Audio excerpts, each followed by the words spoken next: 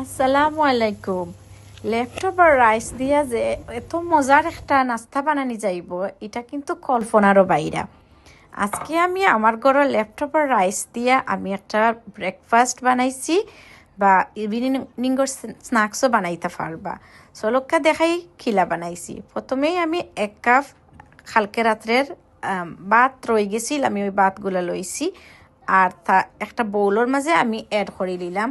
দেন আমি দিলাইলাম 1 কাপ নাইকল কুড়ানো আর 1/2 কাপ চিনি।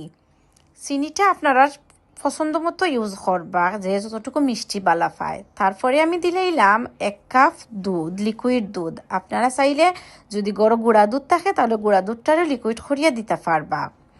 তারপরে আমি বালা করে এটারে মিক্স করে নিলাম, খুব সুন্দর করিয়া মিক্স করিয়া একটু সময় রাখি দিছি। এখন আমি এই যে চাউলের গুঁড়াটারে একটু জাজরি দিয়া চালনি দিয়ে চালি লইলাম।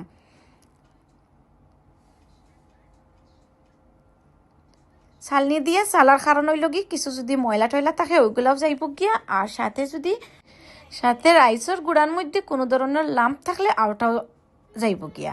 পরে আমি 1 কাপ রাইসর পাউডার আমি কেন ইউজ করে নিলাম। আমি আতপ চাউলের গুঁড়াটা নিছি, আপনারাও চাইলে আতপ চাউলের গুঁড়িটা ইউজ করতে পারবা। পরে আমি আবারও বালা করিয়ে মিক্স করে দিলাম। তারপরে সব উপকরণ একসাথে দিয়ে আমি ব্লেন্ডারও ব্লেন্ড করে নিয়েছি। খুব সুন্দর একটা মিক্সার আমি রেডি করে লাইলাম। এইবার আমি একটা বউলের মাঝে এই মিক্সারগুলারে আলাদা করিয়া রাখি দিলাম। আর এই মিক্সারের মধ্যে এখন আমি ইউজ করবো 1 প্যাকেট ইস্ট। এখানেও অনলি 200 গ্রাম ইস্ট আছিল, আমি পুরা প্যাকেটটাই দিলাইছি।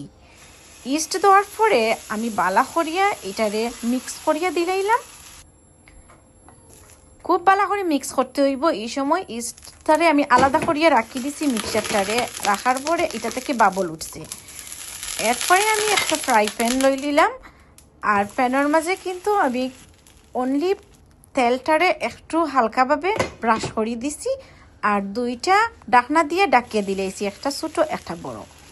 তারপরে দেখো প্যানকেকগুলো কত সুন্দর হইয়া হইছে। আমি একটা করে সবগুলা প্যানকেকও এইভাবে দিলাইলাম। দেখো প্যানকেকর কিন্তু এক সাইড কুইক বা ব্রেকফাস্ট। আপনারা চাইলে বাচ্চাইন ধরে এটা ব্রেকফাস্টও সার্ভ করতে পারবা, আবার ইভিনিংয়ের স্ন্যাক্স হিসেবেও দিতে পারবা। বাচ্চা